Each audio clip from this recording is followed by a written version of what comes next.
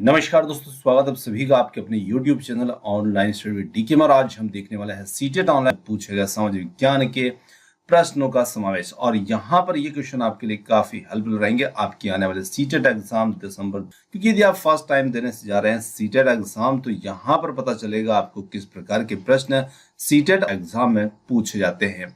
और यहाँ पर आज की जो प्रश्न है वो पेपर सेकेंड के लिए है, सामाजिक विज्ञान के लिए है। और ये इसका सेकेंड पार्ट है, क्योंकि फर्स्ट पार्ट हम दे चुके हैं, इसका सेकेंड पार्ट है। उसी के आगे के क्रम में जो क्वेश्चन है वो हम देखने वाले हैं, क्योंकि सारे क्वेश्चन 60 क्वेश्चन एक साथ लेने में थोड़ा सा टाइम ज्यादा लगता है। तो यहाँ पर आज फिर आपको उसका सेकेंड पार्ट यहाँ पर दिया जा रहा है। तो चलिए बढ़ते हैं आज के इन प्रश्नों की और देखते हैं इसमें बाकी के प्रश्न किस प्रकार के थे। तो फर्स्ट क्वेश्चन की बात करें, सबसे फर्स्ट क्वेश्चन है, निम्नलिखित में से कौन सा विषय राज्य सूची के अंतर्गत आएगा? श्रीलंका के साथ व्यापार संबंधों को बनाए रखने का निर्णय। और बी है नए 100 रुपए का नोट जारी करना। सी है प्रारंभिक स्कूलों विद्यालयों में मध्याह्न भोजन योजना को लागू करने का निर्णय। डी है किसानों को बिजली विद्युत उपलब्ध कराने का निर्णय। तो देखिए प्रश्न हमसे यहाँ पर पूछ रहा है कि राज्य सूची के अंतर्गत जो आएगा, तो हमें यहाँ पर ध्यान रखना है कि राज्य सूची के अंतर्गत कौन से विषय रखे गए हैं, कौन कौन से विषय उसमें आते हैं। तो यहाँ पर हमें इसका चयन करना है। तो 4 कथन दिए हैं, इसके लिए विकल्प यहाँ पर नीचे दे रखे हैं, ए C B C C D और ए डी। अब देखिए विकल्प को यदि आप देखें तो कोई भी 2 कथन जो है वो इसमें यहाँ पर आ रहे हैं। और इस प्रकार से आप इन 2 कथनों के विकल्पों से थोड़ा सा आपको हिंट मिल जाती है कि कोई भी 2 यहाँ पर इसमें शामिल हैं।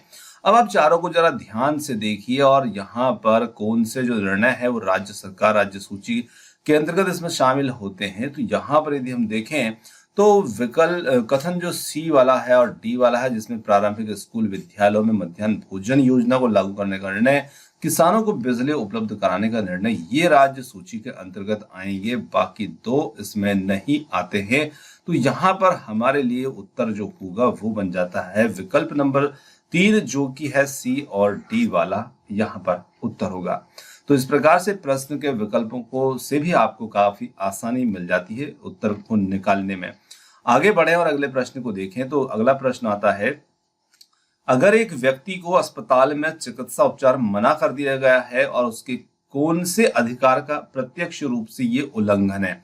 स्वास्थ्य का अधिकार, सूचना का अधिकार, चिकित्सा उपचार का अधिकार या फिर उसके जीवन का अधिकार। तो यहाँ पर हम कह सकते हैं कि जब उसका उपचार नहीं होगा तो निश्चित रूप से उसका जीवन यहाँ पर खतरे में होगा। तो यहाँ पर उसके लिए उसके जीवन का अधिकार जो है उसका प्रत्यक्ष रूप से ये उल्लंघन है। ऑप्शन नंबर 4 यहाँ पर उत्तर होगा। आगे बढ़ते हैं, किस मामले मुकदमे में भारत के सर्वोच्च न्यायालय ने कहा कि जीवन का अधिकार संविधान के अनुच्छेद 21 के अंतर्गत एक मौलिक अधिकार है और इसमें प्रदूषण मुक्त वायु और पानी का अधिकार भी इसमें शामिल है।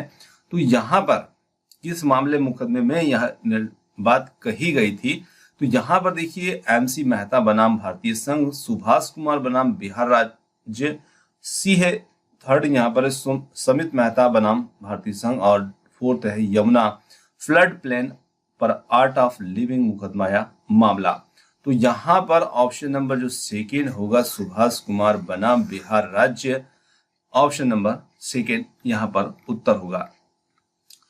आगे देखिए अगला प्रश्न फिर यहाँ पर है, कक्षा में सामाजिक न्याय के प्रोत्साहन के शिक्षण में शिक्षक को निम्नलिखित में से किसका उदाहरण देना चाहिए? तो देखिए यहाँ पर सामाजिक न्याय के प्रोत्साहन के शिक्षण में शिक्षक को किसका उदाहरण देना चाहिए?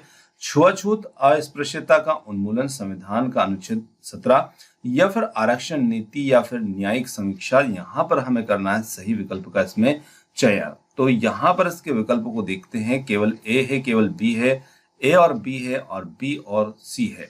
तो देखिए यहाँ पर है ए और बी, जो कि होगा विकल्प नंबर 3। और इसके लिए यदि हम देखें तो यहाँ पर देखिए छुआछूत, अस्पृश्यता का उन्मूलन और आरक्षण नीति है ना, सामाजिक न्याय के प्रोत्साहन के शिक्षण में शिक्षक को इनका दोनों का उदाहरण यहाँ पर देना चाहिए, है ना। ऑप्शन नंबर इसमें 3rd बनेगा उत्तर। आगे बढ़ते हैं, अगले प्रश्न की बात करें तो यहाँ पर स्टेटमेंट से संबंधित जो क्वेश्चन है वो इसमें काफी ज्यादा देखने को मिलते हैं। तो फिर यहाँ पर एक कथन से संबंधित प्रश्न है, का अभिकथन दिया है, लोगों के साथ भेदभाव इसलिए होता है क्योंकि वे गरीब निर्धन हैं। अब इसका कारण देखिए, गरीब निर्धनता एवं संसाधनों का अभाव भारत में असमानता का मुख्य कारण है। अब देखिए, यदि हम बात करें तो यहाँ पर पहला कथन बिल्कुल सही है, लोगों के साथ भेदभाव इसलिए होता है क्योंकि वे गरीब और निर्धन है। क्या इसका कारण, ये दूसरा जो कारण है ये इस पहले कथन के साथ में जुड़ रहा है, यानी कि इसका कारण बन रहा है। तो यदि हम इसका कारण ये बन रहा है तो बिल्कुल दोनों ही यहाँ पर सत्य हो जाएंगे, और आर यदि इसका कारण नहीं है तो ये ए सही हो सकता है और गलत हो सकता है, और यदि ए भी गलत लगता है आपको तो दोनों भी गलत हो सकते हैं, है ना। तो इस प्रकार से हमें इन प्रश्नों का उत्तर जो है वो निकालना है ना। बहुत सारे लोगों के कमेंट्स थे कि ये थोड़ा समझ में नहीं आते ना कि किस प्रकार से इनको समझा जाए, किस प्रकार से इनका उत्तर निकाला जाए। तो देखिए, यहाँ पर यदि कारण आर जो इसकी व्याख्या सही रूप से करता है तो आपके दोनों ही सही हो जाते हैं। अब देखिए, यहाँ पर ये भी सही है, और ये जो कारण है ये बिल्कुल अभिकथन ए का कारण बन रहा है, यानी कि इसकी व्याख्या सही तरीके से करता है। तो यहाँ पर हो जाता है ए और आर दोनों ही सही है, और आर सही व्याख्या करता है ए की। देखिए, गरीब निर्धनता एवं संसाधनों का अभाव भारत में असमानता का कारण है। सभी के पास यदि समान रूप से संसाधन रहेंगे तो फिर गरीबी रहेगी नहीं, क्योंकि सब लोग समान हो जाएंगे। पर कोई किसी के पास कुछ ज्यादा है, किसी के पास कम है, तो कोई संसाधन से परिपूर्ण है और किसी के पास संसाधनों का अभाव है। तो यही असमानता ही इसका मुख्य कारण है, और यदि ये सब समान होते तो गरीबी बचती ही नहीं, निर्धनता रहती नहीं। सबको यदि बराबर मिलता तो फिर कहाँ बचती। तो यहाँ पर बिल्कुल ये इसमें कारण बनता है, और गरीब लोगों के साथ में भेदभाव भी होता है। तो बिल्कुल यहाँ पर दोनों ही सही हैं। आगे बढ़ते हैं अगले प्रश्न की ओर। अगला प्रश्न है, स्वास्थ्य के क्षेत्र में सरकार की भूमिका थीम को पूरा करवाने हेतु एक प्रारंभिक विद्यालय की शिक्षिका योजना बना सकती है। ग्रामीण व शहरी क्षेत्रों में उपलब्ध स्वास्थ्य सुविधाओं पर वाद विवाद करवाना, या फिर साफ पीने के पानी की उपलब्धता पर चर्चा करवाना, सार्वजनिक व निजी स्वास्थ्य सेवाओं की तुलना करवाना, या फिर है सार्वजनिक स्वास्थ्य व्यवस्था संबंधी केरल की केस स्टडी।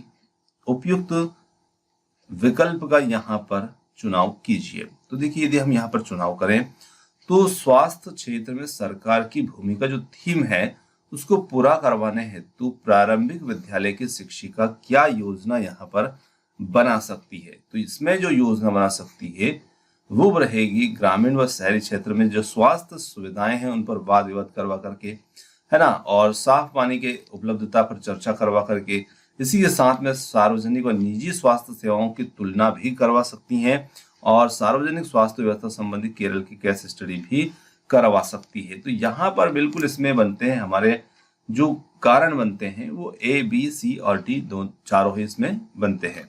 तो यहाँ पर उत्तर हो जाता है इसके लिए ऑप्शन नंबर 4, जो कि होगा ए, बी, सी, डी के रूप में। अगला प्रश्न है, सामाजिक विज्ञान की कक्षा में बच्चों में चिंतन प्रक्रिया तथा समालोचनात्मक दृष्टिकोण को प्रोत्साहित करने है तो निम्न में से कौन सी युक्तियां सबसे उपयुक्त है। तो यहाँ पर देखिए, हमें समालोचनात्मक दृष्टिकोण बच्चों के अंदर विकसित करना है, उसके लिए बच्चों को प्रोत्साहित करना, और हम कौन सी युक्ति यहाँ पर सबसे उपयुक्त को मानेंगे। मुद्दों पर चर्चा, दृश्य श्रवण सामग्री, या फिर शिक्षक का मत। यहाँ पर उपयुक्त विकल्प में से चुनाव करना है। केवल ए, बी है, बी, सी है, ए, सी है और ए, बी, सी 3 है। तो यहाँ पर हम कह सकते हैं कि इसके लिए हम मुद्दों पर चर्चा करवा सकते हैं और दृश्य श्रव्य जो सामग्री है उसका उपयोग कर सकते हैं। ऑप्शन नंबर फर्स्ट जो होगा, जिसमें ए और बी के रूप में यहाँ पर दिया है, ये यहाँ पर सही उत्तर रहेगा। चलिए आगे देखिए, अगला प्रश्न है, भारत में मौसमों की चर्चा करते हुए एक शिक्षिका पाठ योजना बना रही है। वह अपने द्वारा पढ़ाए गए संप्रति के साथ में इसको जोड़ना चाहती है ना, से जोड़ना चाहती है, और इससे उसने इनसे पहले निम्नलिखित संप्रतियों में से कौन सा संप्रति पढ़ाया है। तो देखिए, मौसम की शिक्षिका यहाँ पर चर्चा करने के लिए पाठ्य योजना बना रही है। तो मौसम से पहले, मौसम का जो संप्रति है इसको शिक्षिका पहले जो पढ़ाया है उस संप्रति के साथ में जोड़ना चाह रही है। तो शिक्षिका ने इससे पहले क्या पढ़ाया है वो हमें यहाँ पर विकल्पों में से निकाल करके दिखाना है। लीप वर्ष, परिक्रमण, घूर्णन या प्रदीप्ति व्रत। अब देखिए, यहाँ पर प्रश्न में ही उत्तर छुपा होता है। यदि आप प्रश्न को थोड़ा समझ लेते हैं तो उत्तर निकालना आपके लिए आसान होता है। मौसम की चर्चा शिक्षिका अब करेंगी, है ना। तो शिक्षिका इसके लिए पाठ योजना बना रही है। अब देखिए एक प्रश्न यहाँ पर बनाते हैं हम मन से कि मौसम जो होते हैं वो परिवर्तित क्यों होते हैं। तो मौसम में परिवर्तन क्यों आता है, यानी कि ऋतुएं क्यों बदलती है। तो इसका जो कारण होता है वो होता है कि जो हमारी पृथ्वी होती है जब वो सूर्य के चारों ओर चक्कर लगाती है, जैसे मान लीजिए सूर्य है और पृथ्वी इसके चारों ओर चक्कर लगाएगी, तो चक्कर लगाने के कारण ही क्या होता है, मौसम संबंधी परिवर्तन जो होते हैं देखने को मिलते हैं, ऋतुएं परिवर्तित होती है। और सूर्य के आसपास जो चक्कर लगाने का क्रम होता है, जो गति होती है, उसी को हम कहते हैं परिक्रमण। परिक्रमण का मतलब है परि मतलब आसपास, और परिक्रमा करना सूर्य की परिक्रमण गति होती है। एक घूर्णन गति होती है, एक परिक्रमण होती है। घूर्णन के कारण दिन और रात होते हैं और परिक्रमण के कारण मौसम या ऋतुएं परिवर्तित होती है। तो निश्चित रूप से शिक्षिका ने पहले संप्रत्यों में से जो संप्रत्य पढ़ाया है वो हो जाता है हमारा विकल्प नंबर 2, जो कि है परिक्रमण। बिल्कुल सही उत्तर यहां पर हमारा रहेगा। आगे देखते हैं, अगला प्रश्न आता है, सामाजिक विज्ञान की कक्षा में निम्नलिखित में से कौन सा समालोचनात्मक चिंतन क्षमता को बढ़ावा दे सकता है। दिए गए तर्क है तो साक्ष्य का स्रोत पूछना, विद्यार्थियों को अपने शब्दों में विवरण देने के लिए प्रोत्साहित करना, विद्यार्थियों को केवल एक ही तरीके से व्याख्या करने के लिए प्रोत्साहित करना, और डी है शिक्षक के द्वारा कही गई बात का ज्यों का त्यों यहाँ पर वर्णित करना। अब इसमें से हमें यहाँ पर सही विकल्प का चयन इसमें करना। तो देखिए यहाँ पर हम बच्चों में समालोचनात्मक चिंतन क्षमता को बढ़ावा देना चाहते हैं और इसके लिए विकल्प ए और बी जो रहेगा ये इसमें सही रहेगा। तो ए और बी यहां पर इसमें ठीक रहेगा, पहला विकल्प ही इसमें सही होगा। चलिए आगे देखते हैं, अगला हमारा प्रश्न आता है, सामाजिक विज्ञान की कक्षा में निम्नलिखित गतिविधियों में से कौन सी समालोचनात्मक चिंतन को बढ़ावा देती है। तो देखिए यहाँ पर फिर हमारे पास समालोचनात्मक चिंतन को बढ़ावा देने के लिए है और इसमें है विकल्प कथन है, प्रश्नोत्तरी क्विज का आयोजन करना जिसमें सभी प्रश्नों के उत्तर शिक्षक के द्वारा लिखवाए गए नोट्स में है। बी है यहाँ पर विद्यार्थियों को नियमित तौर पर पाठ्यपुस्तक की विषय वस्तु को पढ़ने के लिए प्रोत्साहित करना। सी है कक्षा में वाद विवाद आयोजित करने के लिए सामान्य ज्ञान के विषय उपलब्ध करवाना। डी है बच्चों को समाचार पढ़ने और उस विषय वस्तु पर सवाल करने के लिए प्रोत्साहित करना, और सही विकल्प का चयन इसमें करना है। तो देखिए बच्चों को जब चर्चा करने के लिए, वाद विवाद करने के लिए और तर्क करने के लिए मिलेगा तो वहां पर बच्चों में समालोचनात्मक चिंतन को बढ़ावा मिलेगा, है ना। बच्चे वहां पर चिंतन करेंगे और तर्क के साथ में उस बात पर चर्चा करेंगे। तो देखिए यहाँ पर नोट्स लिखवाए गए हैं तो यहाँ पर बच्चों में कोई चिंतन इतना अच्छा नहीं उत्पन्न होगा, है ना। और नियमित तौर पर जो पाठ्य वस्तु की विषय वस्तु को पढ़ने के लिए प्रोत्साहित करना, यहाँ पर भी बच्चों का चिंतन जो है वो उसको बढ़ावा नहीं मिलेगा। परंतु यदि हम विकल्प सी और डी को देखते हैं, जहां पर बच्चों को अवसर मिल रहा है वाद विवाद आयोजित करने के लिए और सामान्य ज्ञान के विषय उपलब्ध करवाते हैं बच्चों को, तो निश्चित रूप से इन दोनों विकल्पों में यहाँ पर बच्चों के चिंतन को बढ़ावा मिलता है ऑप्शन नंबर सी और डी के रूप में।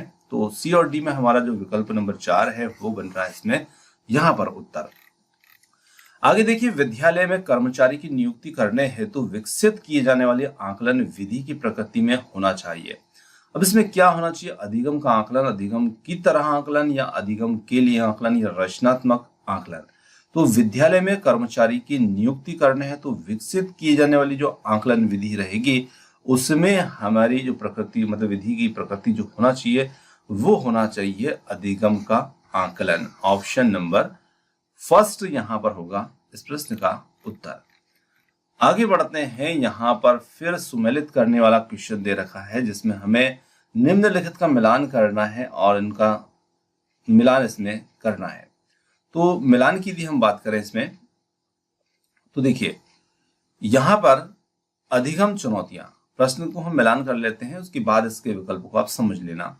तो देखिए अधिगम चुनौतियां जो होती है वो होती है निदानात्मक आकलन के लिए, प्रवेश व्यवहार की यदि हम बात करें तो प्रवेश व्यवहार जो होता है वो प्लेसमेंट आकलन।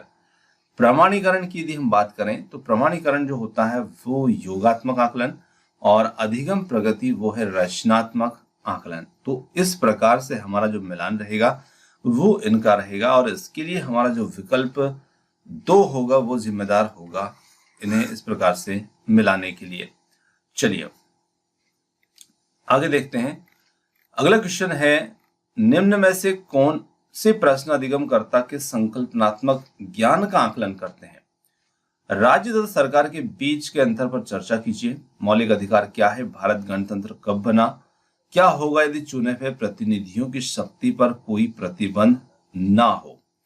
देखिए, अधिगमकर्ता के संकल्पनात्मक ज्ञान का हम आकलन करना चाहते हैं, और इसके लिए हम यहाँ पर कथन को ले सकते हैं जिसमें ए और बी है। राज्य तथा सरकार के बीच अंतर पर चर्चा कीजिए और मौलिक अधिकार क्या है? ए और बी के रूप में यहाँ पर हमारा उत्तर होगा, और वो है विकल्प नंबर 1 में। चलिए आगे बढ़ते हैं। अगला प्रश्न आता है, जोया मैडम यह सुनिश्चित करना चाहती है कि विद्यार्थियों ने सरकार के विभिन्न प्रकारों के संपत्ति को समझ लिया है, और निम्न में से कौन सा प्रश्न उनकी समझ के बारे में शिक्षिका को निर्णय लेने के सक्षम बनाएगा? आपको क्या लगता है कि उन लोगों को निर्णय लेने में कैसे भागीदार बनाया जाए जिन्हें यह निर्णय प्रभावित करेंगे? दूसरा है, राजतंत्र की प्रजातंत्र से तुलना कीजिए और प्रजातंत्र पर आपके क्या विचार हैं? और अगला हमारा आता है यहाँ पर, प्रजातंत्र में राजा के पास सारी शक्तियां होती है, यह सही है या गलत है? तो यहां पर हम कह सकते हैं कि ऑप्शन नंबर जो सेकेंड होगा, राजतंत्र की प्रजातंत्र के साथ में तुलना कीजिए। ये प्रश्न यहाँ पर बच्चों के आकलन के लिए, जिन्होंने सरकार के विभिन्न संपत्तियों को समझ लिया है, विभिन्न प्रकार की संपत्तियों को समझ लिया है, तो ये प्रश्न उनकी समझ के बारे में हम उनका आकलन इस प्रश्न से कर सकते हैं। Option number second. आगे देखें, अगले प्रश्न की बात करें तो एक आकलन कार्य में छात्रों को चित्र के माध्यम से जल चक्र समझाने के लिए कहा गया। इस कार्य के माध्यम से छात्र के ज्ञान या समझ के निम्नलिखित में से कौन से पहलू का आकलन नहीं किया जा सकता? जल चक्र के 4 मुख्य चरण, वर्षा और संघनन के बीच अंतर, पानी किस प्रकार लगातार अपना रूप बदलता है, और मीठे पानी के स्रोत।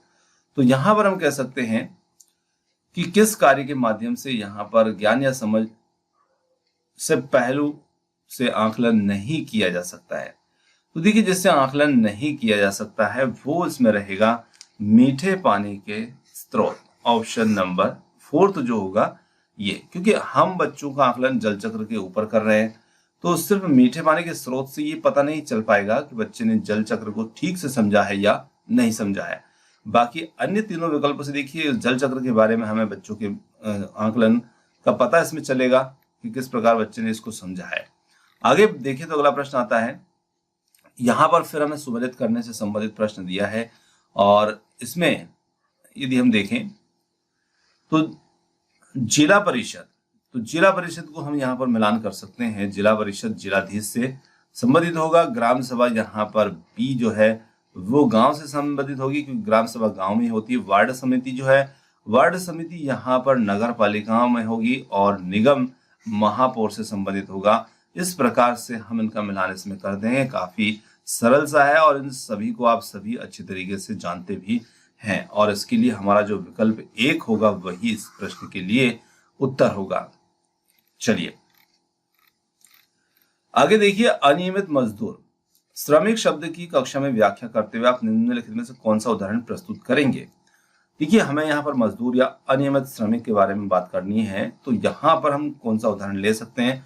निर्माण स्थल पर काम आने वाला मिस्त्री, या फिर घरेलू सहायिकाएं, राष्ट्रीयकृत बैंक में बैंक प्रबंधक।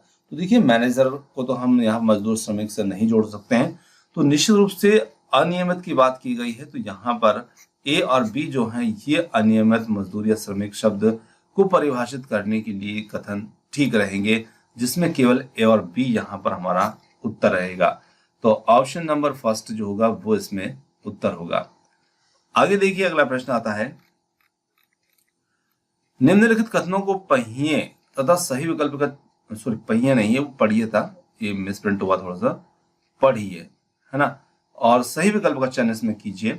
अभी कथन है यहाँ पर खेती और मजदूर ऋतुनिष्ठ यानी कि सीजनल श्रमिक होते हैं। कारण है खेती में कई तरह के काम होते हैं, जिससे खेत तैयार करना, रोपाई, बुआई, निराई, फसलों की कटाई आदि। तो यहाँ पर क्या ये जो कथन पहला दिया है, खेती और मजदूर सीजनल श्रमिक होते हैं, तो बिल्कुल हम यदि खेती में यदि देखें मजदूर को, तो उनका काम एक सीजन पर ही रहता है ना।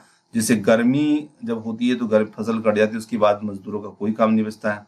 बरसात होती रहती है तब मजदूरों का कोई काम नहीं होता है ना। फसल की जब कटाई होती है तभी मजदूरों की आवश्यकता होती है, खेती और मजदूरों की, तो वो एक सीजनल काम हो जाता है।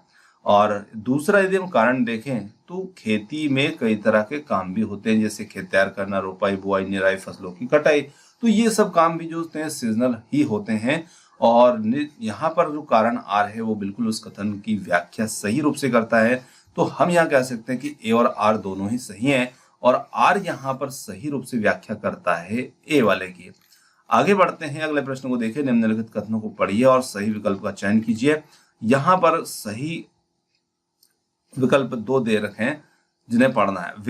विकलांगता अधिनियम 1995 कहता है कि विशेष आवश्यकताओं वाले व्यक्तियों को भी समान अधिकार प्राप्त है। सरकार को समाज में उनकी पूरी भागीदारी संभव बनानी चाहिए। और दूसरा है, इस अनुच्छेद के अंतर्गत सरकार को विशेष आवश्यकताओं वाले बच्चों को विशेष विद्यालयों में पृथककृत अलग करना होगा। तो देखिए, समावेशी शिक्षा जो है वो ये स्वीकार नहीं करती कि विशेष आवश्यकता वाले बच्चों को विशेष विद्यालयों में पृथक शिक्षा दी जाए, क्योंकि उन बच्चों के अंदर हीन भावना आती है, जैसे वे अपने को दूसरों से कमजोर समझते हैं, तो इसलिए उन्हें सामान्य बच्चों के साथ साथ ही शिक्षा देनी चाहिए। तो दूसरा यहाँ पर गलत हो जाता है और पहला इसमें यहाँ पर सही है। तो यहाँ पर हम कह सकते हैं कि इसमें केवल ए ही सही है, यहाँ पर बी तो गलत है। चलिए, हिंदू अधिनियम धारा 2005 ने संभव किया। अब देखिए क्या संभव यहाँ पर किया है। तो हिंदू अधिनियम धारा 2005 ने संभव किया कि माता पिता की संपत्ति में बेटियों को बराबर हिस्सा मिलना चाहिए। तो ये बिल्कुल सही है। और पुरुषों को उनकी बहन के दहेज और संपत्तियों में अधिकार मिलना चाहिए। तो देखिए, हिंदू अधिनियम 2005 है, उसने ये नहीं कहा है कि पुरुषों को उनकी बहन के दहेज और संपत्ति में अधिकार मिलना चाहिए। सिर्फ ये जरूर कहा है कि माता पिता की संपत्ति में बेटियों को बराबर हिस्सा मिलना चाहिए। तो यहाँ पर हम कह सकते हैं कि ए वाला तो सही बात कर रहा है, पर बी वाला इसमें गलत बात कर रहा है। तो यहाँ पर ए सही और बी गलत है। तो यहाँ पर विकल्प देखें तो जिसमें ए सही और बी गलत है वो है हमारा विकल्प नंबर 3। चलिए अगले प्रश्न की बात करें। निम्नलिखित वाक्यों ए और बी को पढ़ें और सही विकल्प का चयन कीजिए। फिर इसमें हम यहाँ पर 2 वाक्य दिए हैं ए और बी के रूप में। पाठ्यचर्या में जेंडर परिप्रेक्ष्य को शामिल करना महिलाओं के संदर्भ में प्रतिनिधित्व में बढ़ोतरी मात्र से है। और पाठ्यचर्या में जेंडर परिप्रेक्ष्य को शामिल करने के लिए मुद्दों की चर्चा में स्त्री परिप्रेक्ष्य को ध्यान में रखने की आवश्यकता है। तो देखिए, यदि हम जेंडर परिप्रेक्ष्य में शामिल मुद्दों पर चर्चा कर रहे हैं तो वहां पर स्त्री परिप्रेक्ष्य को ध्यान में रखने की आवश्यकता बिल्कुल होगी यहाँ पर। और देखिए, पहला क्या बोल रहा है कि पाठ्यचर्या में जेंडर परिप्रेक्ष्य को शामिल करना महिलाओं के संदर्भ में प्रतिनिधित्व में बढ़ोतरी मात्र से, तो बढ़ोतरी मात्र से नहीं बराबरी से होता है ना। तो यहाँ पर ए इसमें गलत है और बी इसमें यहाँ पर सही है। तो इसके लिए हमारा उत्तर बनेगा कि केवल बी इसमें यहाँ पर सही बात कर रहा है। मतलब हमें किसी प्रकार का जेंडर जो भेदभाव है वो नहीं शामिल करना है प्रश्न के विकल्पों में, है ना। तो दूसरा इसमें सही हो जाएगा। आगे देखिए, चुनाव में मतदान के महत्व पर एक चर्चा की शुरुआत है, तो निम्नलिखित में से कौन सा विषय सबसे प्रासंगिक यहाँ पर रहेगा। अब थोड़ा सा प्रश्न हमारा ऊपर चला गया है। देखिए, देश जिनमें चुनाव में सार्वभौमिकता मताधिकार की प्रणाली है, देश जिनमें चुनाव में सार्वभौमिक मताधिकार प्रणाली है, भारतीय नागरिकों के मौलिक कर्तव्य है और सार्वजनिक भलाई हेतु भलाई के लिए सूचित और विवेकपूर्ण निर्णय और नाबालिग मतदान क्यों नहीं कर सकते। तो देखिए, चुनाव में मतदान के महत्व पर हमें एक चर्चा की शुरुआत करना है और उसके लिए यहाँ पर सबसे जो विषय प्रासंगिक होगा वो यहाँ पर क्या रहेगा, तो सार्वजनिक भलाई के लिए सूचित और विवेकपूर्ण निर्णय लेना यहाँ पर सही होगा, ऑप्शन नंबर थर्ड। आगे बढ़ते हैं। भूगोल की एक शिक्षिका अपने विद्यार्थियों को एक उद्योग स्थापित करने के लिए अवस्थिति के कारकों की गहराई से छानबीन करवाना चाहती है। निम्न में से कौन सी विधि अपनाई जा सकती है? निरूपण, परियोजन, फैक्ट्री का भ्रमण या कुछ अध्ययन वृत्तों या केस स्टडी पर चर्चा। तो यहाँ पर उपयुक्त विकल्पों का हमें चयन करना है। तो देखिए, यहाँ पर शिक्षिका, भूगोल के शिक्षिका अपने विद्यार्थियों को उद्योग स्थापित करने के लिए अवस्थिति के कारकों की छानबीन करवाना चाहती है। तो यहाँ पर हम कह सकते हैं कि शिक्षिका को यहाँ पर कौन सी विधि जो है वो अपनानी चाहिए।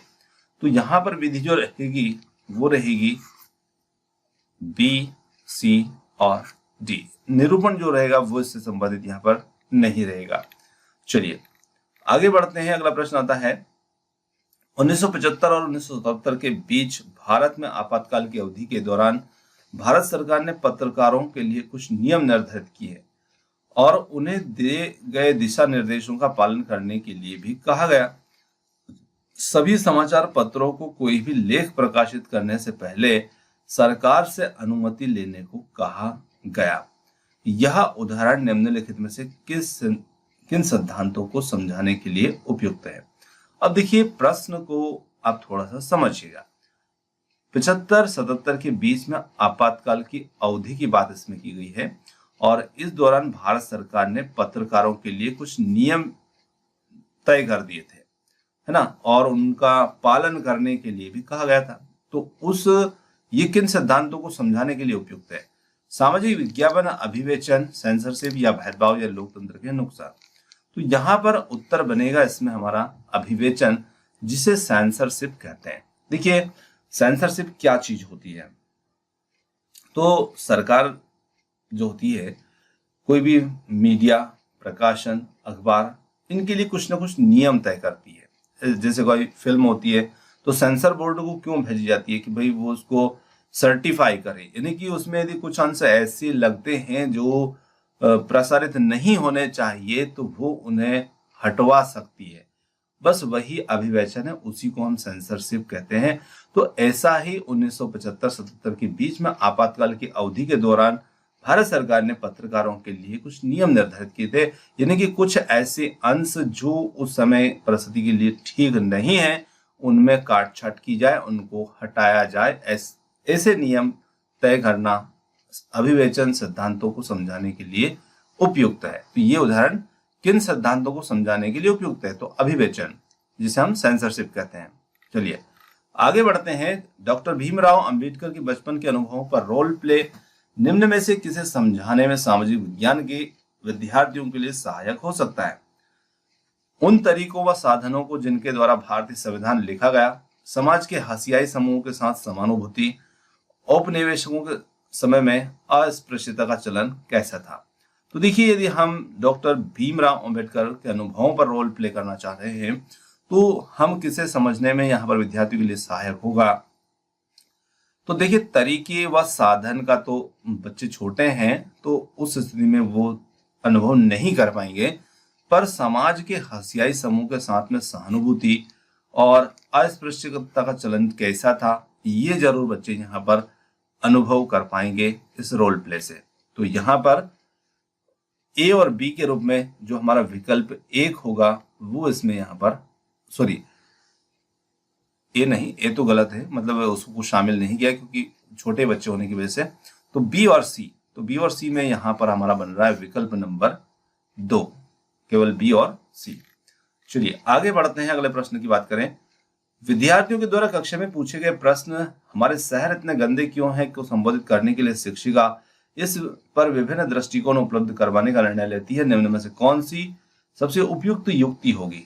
स्थानीय सफाई कर्मचारियों को उनके अनुभवों और उनके सामने आने वाली चुनौतियों को साझा करने हेतु कक्षा में आमंत्रित करना, ठोस अपशिष्ट पदार्थों के प्रबंधन पर एक वृत्त चित्र दिखाना, कम से कम एक सप्ताह तक हर रोज विद्यार्थियों को उनकी कक्षा को साफ करने के लिए कहना, और फोर्थ है स्वास्थ्य के महत्व पर भाषण आयोजित करना।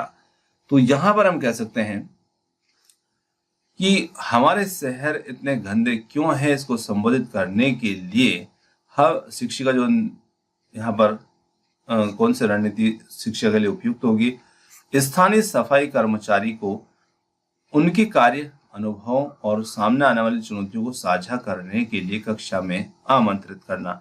ये यहाँ पर बिल्कुल सही युक्ति रहेगी, ऑप्शन नंबर फर्स्ट।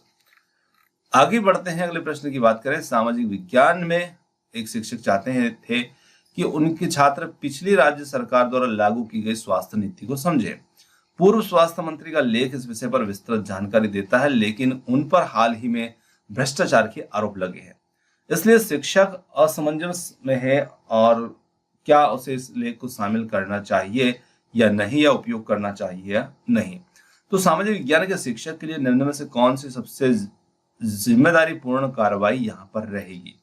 तो प्रश्न थोड़े से बड़े बड़े यहाँ पर देखने को मिलते हैं सब्जेक्ट में। अब देखिए, समझाएं कि हमें लेख के लेखक पर ध्यान न देकर केवल गलती दी गई उसमें दी गई विषय सामग्री पर ध्यान देना चाहिए जो इस नीति से संबंधित है। लेखक का नाम लिए बगैर इस लेख से उदाहरण का प्रयोग कक्षा में करें और जिससे किसी भी प्रकार के वाद विवाद से बचते हुए उस लेख का लाभ उठाया जा सके। थर्ड है यहाँ पर इसके बदले कम लाभदायक स्रोत सामग्री के रूप में कक्षा में प्रयोग करें। विवाद के बारे में चर्चा करने से केवल यहाँ पर समय बर्बाद होगा। फोर्थ है समझाएं कि सरकारी पदों पर लोग विवाद के पात्र बन सकते हैं और हमें लेखों का चयन उनके शैक्षिक महत्व के आधार पर चुनना चाहिए, ना कि असंबंधित प्रतिष्ठा को ध्यान में रखकर। बिल्कुल यहाँ पर सामाजिक विज्ञान के शिक्षक के रूप में, एक पूर्ण जिम्मेदारी के रूप में शिक्षक, इसे यहाँ पर कह सकते हैं ऑप्शन नंबर फोर्थ को। आगे देखिए, श्रीमान राज अपने प्रारंभिक विद्यालयों में विद्यार्थियों को सामाजिक विज्ञान की प्रासंगिकता को समझाते हैं। यह आपको विश्लेषणात्मक कौशल विकसित करने में सहायक होगा। एक अंतर संबंधित विश्व में समायोजन के लिए विभिन्न संस्कृतियों का आदर या कदर करने की आवश्यकता है। सीए तुम्हें समसामयिक वास्तविकताओं से लेस होना होगा और चर्चा के विषय के तौर पर कौन से कथन यहाँ पर उपयुक्त हो सकते हैं। देखिए, यहाँ पर जो उपयुक्त हो सकते हैं तो निश्चित रूप से आपको विश्लेषणात्मक कौशल विकसित करने में सहायक होगा, जिसमें फर्स्ट विकल्प है, दूसरा है और तीसरा है। तो यहाँ पर 1, 2, 3 यानी कि ABC के रूप में विकल्प नंबर फोर्थ जो होगा वो इसमें हमारा उत्तर होगा। आगे देखिए, अगला क्वेश्चन आता है, सामाजिक विज्ञान परियोजना पर कार्य करते समय निम्न में से कौन सा प्राथमिक स्रोत के प्रयोग की ओर संकेत देता है। समाचार पत्रिका पढ़ना, एक फीचर फिल्म देखना, एक वृत्त चित्र देखना, या फिर एक ऐतिहासिक स्मारक का भ्रमण एवं परीक्षण करना। तो यहाँ पर हम कह सकते हैं सामाजिक विज्ञान की परियोजना करते हुए निम्न में से कौन सा प्राथमिक स्रोत के प्रयोग की ओर संकेत देता है, तो वो होगा एक ऐतिहासिक स्मारक और भ्रमण का परीक्षण करना, ऑप्शन नंबर फोर्थ। आगे बढ़ते हैं, एक सामाजिक विज्ञान शिक्षिका अपने विद्यार्थियों को रेगिस्तान में लोगों का जीवन कैसा है मतलब विषय पर परियोजना कार्य करने के लिए कहती है। इस परियोजना को करने के लिए निम्न का क्रम लगाइए। अब देखिए, यहाँ पर हमें कुछ कथन दे रखे हैं, उनको एक क्रम में हमें जमाना है। तो हमारा प्रोजेक्ट यहाँ पर रहेगा रेगिस्तान में लोगों का जीवन। तो यहाँ पर बी के रूप में है कक्षा में परिणामों को प्रदर्शन करना, प्रेजेंट करना। बी है आंकड़ों के एकत्रीकरण की योजना बनाना। सी है जलवायु, जीवन शैली, खान पान आदि की आदतों पर आंकड़ों को स्रोत ढूंढना, आंकड़े एकत्रित करना, उनका प्रदर्शन करना। और डी है उस रेगिस्तान के बारे में निर्णय लेना जिस पर परियोजना बनाई जाती है, और परियोजना कार्य हेतु निर्माण, उद्देश्यों का निर्माण। अब देखिए, इसे क्रम में लगाते हैं। तो सबसे पहले हमारा कार्य यहाँ पर क्या रहेगा, तो सबसे पहले हमारा कार्य रहेगा जिस उस रेगिस्तान के बारे में निर्णय लेना जिस पर हम प्रोजेक्ट बना रहे हैं। तो डी यहाँ पर पहले क्रम में रहेगा। फिर उसके उद्देश्यों का निर्माण करेंगे, दूसरा यहाँ पर होगा। फिर उसके बाद में हम उसके आंकड़े एकत्रीकरण की योजना बनाएंगे। तो यहाँ पर 3 नंबर पर इसे रखेंगे। और उसके साथ में जीवन, जलवायु, जीवन शैली, खान पान आदि की आदतों का एकत्रितकरण करेंगे, उनका प्रदर्शन करेंगे और फिर हम कक्षा में प्रेजेंट करेंगे। तो ये हमारा प्रोजेक्ट का क्रम इसमें रहेगा। इसके लिए हमारा विकल्प इसमें 2 जो होगा ये हमारा उत्तर बनेगा। तो दोस्तों यहाँ पर आज की जो हमने क्वेश्चन लिए थे 30 क्वेश्चन, ये यहाँ पर समाप्त होते हैं। और क्वेश्चन आपको कैसे लगे कमेंट्स करके जरूर बताइएगा। वीडियो पसंद आया तो वीडियो को लाइक, शेयर और चैनल को सब्सक्राइब जरूर कीजिएगा। आपने जो समय दिया उसके लिए बहुत बहुत धन्यवाद। Thanks for watching. मिलते हैं जल्द ही एक और नए किसी वीडियो के साथ। धन्यवाद।